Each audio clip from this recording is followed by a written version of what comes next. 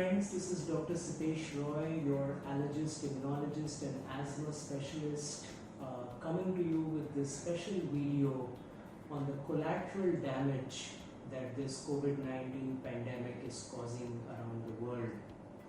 As you are aware, we are already at about 4.8 million cases around the world, more than 300,000 deaths, and we have reached about 1 lakh cases in India and about 3,160 deaths here too.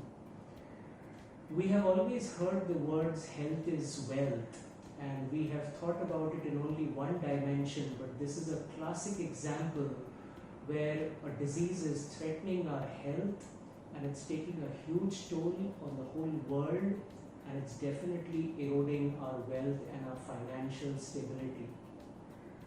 What we have to realize is an overburdened healthcare system that also happens to be inaccessible at times, and because of the fear involved with people wanting to use the healthcare system or desiring to use the healthcare system, there are a lot of problems that are coming up that are outside of what COVID-19 or SARS-CoV-2 is causing.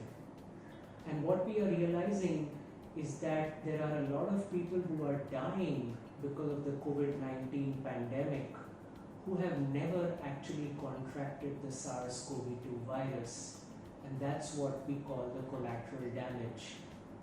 Let's look at what and how this is occurring.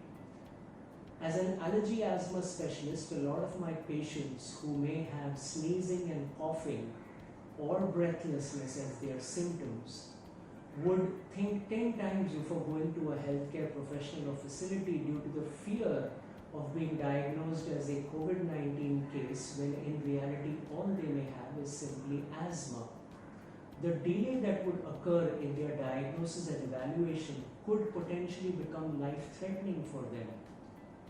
Similarly, if you take people who have cancer and would like to go for a cancer prevention or early diagnosis program, for example with mammographies or colonoscopies, are not able to do so because these are elective procedures. This would increase the number of diagnoses of cancer at a more advanced stage potentially in the future. Similarly, people who already have a diagnosis of cancer may not be able to receive their care in a timely fashion or maintain continuity in their care. This too would cause problems with their quality of life and in the end ultimately with survival. For those who are in the end of life situation requiring palliative care for cancer are also getting impacted. Similarly, blood banks are running with shortage of blood, which is required for so many different problems, including potentially accidents and emergency surgeries. That's because the donors are not able to come to the hospital to donate blood. When we look at people who have chronic kidney failure, chronic renal disease requiring dialysis, receiving dialysis has been a challenge in these pandemic times. There have been many people who require elective procedures such as hernia surgeries or gallstone removals and other problems which otherwise would not create a problem, but if a complication arises, could become a life-threatening issue. A lot of children who require their immunizations, their vaccinations, are not being able to do so because all healthcare resources are potentially being diverted towards managing the pandemic and its consequences. Delay in vaccination for things like measles, polio, diphtheria can have a disastrous effect on the health of children around the world, and especially in those areas where access to vaccination anyways may be difficult. When we look similarly at other health conditions that are being impacted, we realize that the care for chronic ailments like tuberculosis, HIV are getting impacted because healthcare resources are being diverted. There have been gaps because people can't come for their follow-ups and their checks. So this all leads to a large volume of collateral health damage that is occurring amongst people during this COVID-19 pandemic. If we leave the physical health issues aside and we come to mental health issues, the fear, the panic, the anxiety, the isolation, the depression, the potential risk for suicides, the potential risk for domestic violence, for child abuse, for crimes against women are all increasing immensely during these stressful times with all the issues that are going around. Recognizing that all of this combined with the fact that people are not able to go to work or are living on meager meals, and there is an immense financial burden on people, causing what can be called a poverty tsunami around the world. A lot of migrant laborers, a lot of people who otherwise would have day-to-day earnings are now running into immense problems due to these financial resources being curtailed or stopped. Combine that with the fact that having food by itself is something that many people around the globe do because they work on a daily, weekly or monthly basis. And when they are unable to do that, we are looking at an immense hunger pandemic that is running parallel to the COVID-19 pandemic.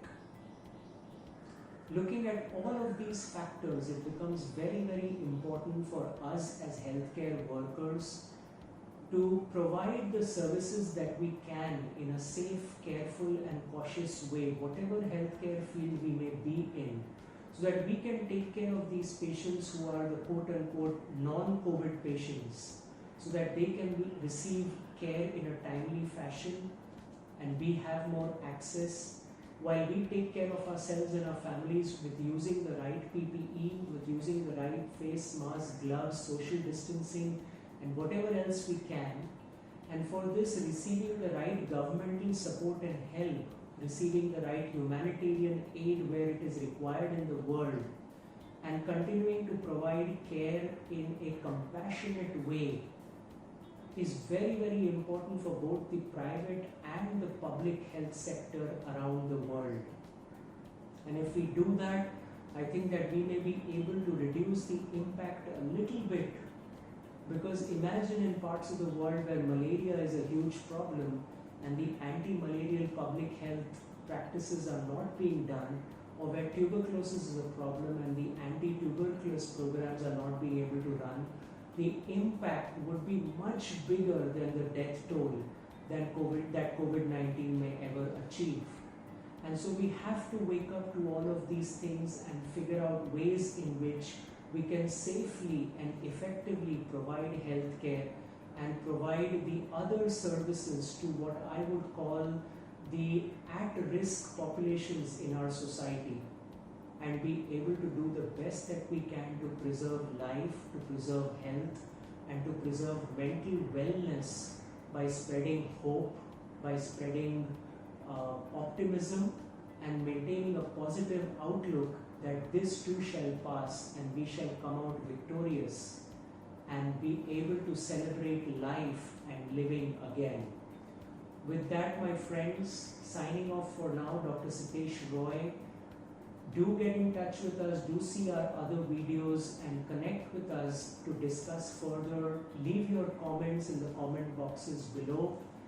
Take care, stay safe, be happy, be healthy, be immune and work on your own immune system to stay healthy through all of this. Bye for now. Take care.